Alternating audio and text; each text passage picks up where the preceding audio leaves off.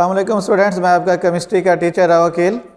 Student, आज हम दो टॉपिक करेंगे। पहला है acid rain and it's effects और दूसरा ओजोन डिप्लीशन इन एटमॉस्फेयर। तो आपको पता है, आपने इससे पहले पोल्यूटेंट्स पढ़े हैं कि सल्फ़र डाइऑक्साइड से सल्फ्यूरिक एसिड बनता है और इसी तरह से नाइट्रोजन के ऑक्साइड जब हवा में जाते हैं तो वो वहाँ पर मॉइस्चर से रिएक्ट करके नाइट्रस एसिड HNO2 और नाइट्रिक एसिड HNO3 बनाते हैं। तो वैसे भी बारिश नॉर्मली भी हो रही हो तो क्योंकि हवा में कार्बन डाइऑक्साइड मौजूद होती है तो कार्बोनिक एसिड की वजह से वो वीकली एसिडिक तो होती है, उसका pH जो है वो 5.6 से 6 तक तो होता है। लेकिन अगर इसमें सल्फ्यूरिक एसिड, नाइट्रस एसिड और नाइट्रिक एसिड शामिल हो जाएं तो फिर इसका pH जो है और कम होकर 4 तक चला जाता है और ये फिर बहुत ज़्यादा एसिडिक हो जाती है। तो ऐसी रेन जो है, ऐसी बारिश जब ज़मीन पर आएगी तो ज़मीन पर मौजूद मुख्तलिफ़ किस्म के मटेरियल्स को भी नुकसान पहुँचाएगी, इंसानों को भी और इसी तरह से वेजिटेशन को भी, उसके ऊपर भी बहुत बुरे असरात आते हैं। तो मैं अब बारी बारी इनमें से आपको जो है बताता हूँ। सबसे पहले है effect of on human health and aquatic life, यानी effect of acid rain on human health and aquatic life. तो एसिड रेन जब आती है तो यानी ये जब बरसती है तो ये पानी जब बहता है तो अपने साथ बहुत सारे जो है, बहुत सी चट्टानों के अंदर से, रॉक्स के अंदर से जब ये बहता है तो बहुत सारे मटेरियल को अपने अंदर शामिल करता है। इनके अंदर जो है वो हैवी मेटल्स भी होती हैं, जिस तरह से एल्युमिनियम, लेड, मरकरी, क्रोमियम। तो ऐसे हैवी मेटल जो हैं जब पानी के सोर्सेज के अंदर आती हैं, जैसे स्ट्रीम्स और लेक्स के अंदर, तो अगर वहाँ का पानी इंसान इस्तेमाल करता है तो ये हैवी मेटल उनकी बॉडी में एक्यूमुलेट कर जाती हैं और वो मुख्तलिफ़ किस्म के प्रॉब्लम्स का या डिजीज़ का सबब बनती हैं। इनसे एक्वेटिक लाइफ भी महफूज नहीं रहती। तो मिसाल के तौर पर जो है एल्युमिनियम जो है मेटल, ये फ़िश के गिल्स को जो है वो ब्लॉक कर देता है, यानी जब इसकी कम्युलेशन ज़्यादा होती है तो उसके फ़िश के जो गिल्स हैं वो क्लॉग हो जाते हैं। क्लॉग का मतलब होता है ब्लॉक हो जाते हैं और वहाँ पर फिर गैशियस एक्सचेंज नहीं हो सकती, लिहाजा वो सफोकेशन का शिकार होकर मर जाती है। दूसरा इसका इफ़ेक्ट है effect on buildings and monuments. तो आपको पता है कि हम बिल्डिंग्स के अंदर जो है वो मार्बल वगैरह इस्तेमाल करते हैं, कैल्शियम कार्बोनेट का जो है पत्थर इस्तेमाल करते हैं। तो एसिड रेन जब, और इसी तरह मुजस्मे जब बनाए जाते हैं तो उनके अंदर भी कैल्शियम कार्बोनेट यानी संगमरमर इस्तेमाल होता है।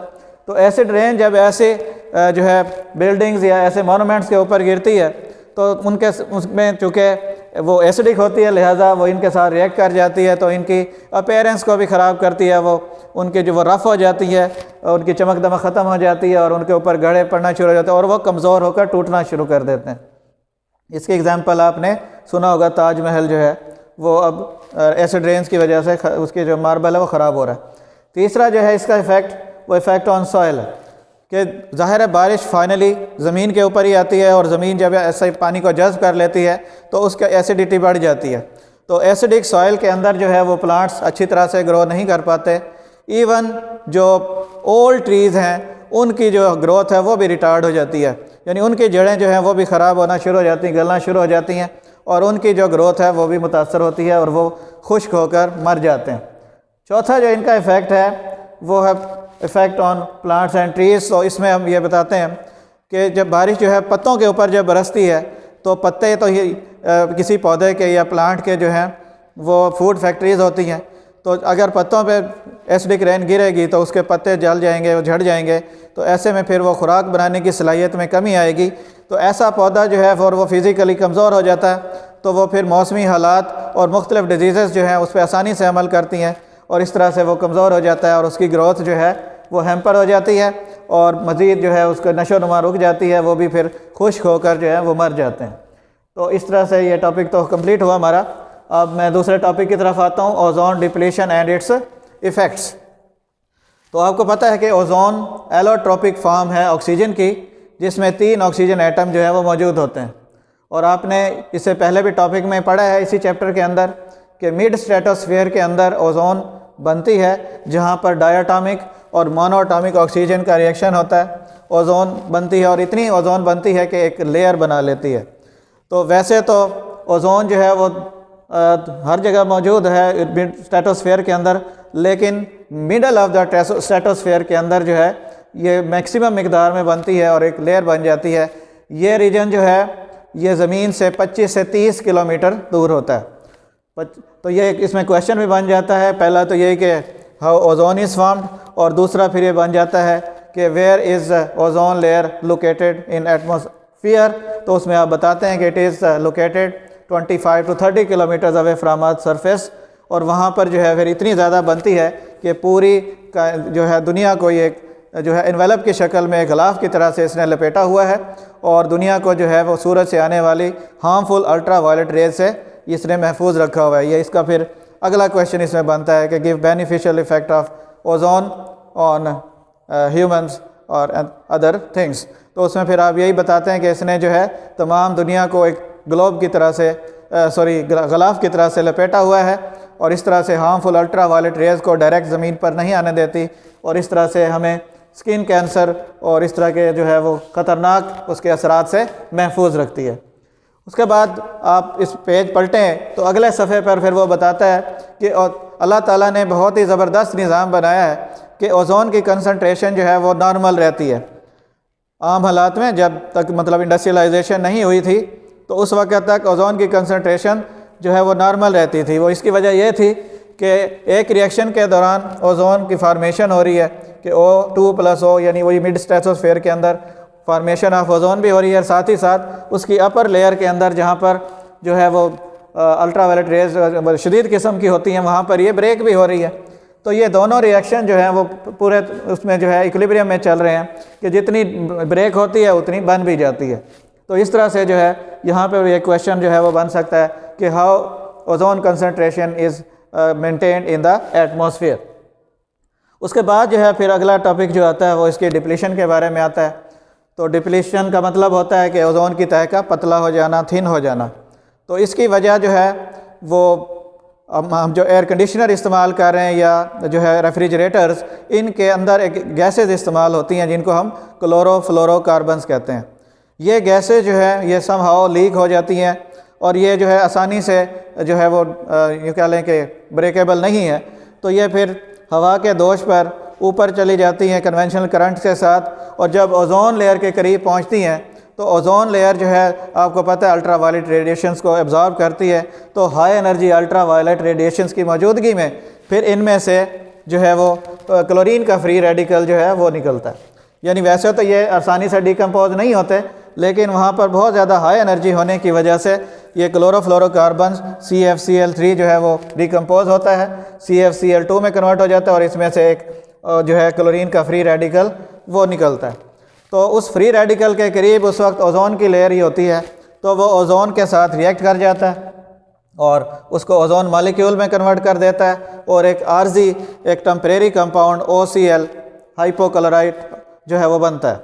ये हाइपोक्लोराइट जो है दोबारा ब्रेक हो जाता है एटॉमिक ऑक्सीजन और एटॉमिक क्लोरीन में, यानी फ्री रेडिकल ऑक्सीजन का और फ्री रेडिकल ऑफ क्लोरीन में। अब ऑक्सीजन का फ्री रेडिकल अगर आपस में रिएक्ट भी करेंगे तो जो है ये ऑक्सीजन मॉलिक्यूल में ही कन्वर्ट हो सकते हैं, ओजोन दोबारा यहाँ पर नहीं बन पाएगी। तो इस तरह से फ्री होने वाला ये क्लोरीन का फ्री रेडिकल फिर दूसरे ओजोन के मॉलिक्यूल्स को अटैक करेगा। तो इस तरह से एक क्लोरीन फ्री रेडिकल लाखों ओजोन के मॉलिक्यूल्स को ख़राब कर देता है, और इस अमल को ही हम ओजोन डिप्लीशन कहते हैं कि वहाँ पर मौजूद लेयर जो है वो थिन होना शुरू हो जाती है।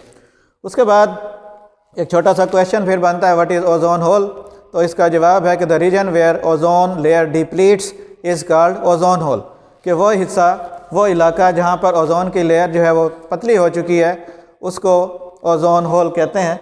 उसके बाद वो आगे बताता है हमें कि एंटार्क्टिका और आर्टिक रीजन जहाँ पर इंसान नहीं बसता, वहाँ पर भी 1980s और 1990s में जब सर्वे किया गया तो पता चला कि वहाँ पर भी ओजोन की लेयर जो है वो थिन होना शुरू हो गई है।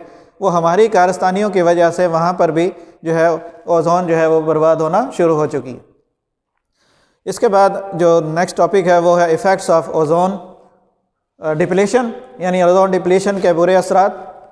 तो सबसे पहले ये कि जब जहाँ से ओजोन के लिए आप डायग्राम में भी देख सकते हैं कि यहाँ से जो है वो डिप्लीट हो चुकी है लेयर, तो सन रेज़ तो डायरेक्ट ज़मीन पर तो आती हैं, ठीक है जी। तो और इस तरह से जो मैक्सिमम यानी एनर्जी के साथ आती हैं तो इस तरह से हमारे बहुत सारे जो है प्रॉब्लम्स का सबब बनती हैं, जिसमें सबसे मशहूर है स्किन कैंसर।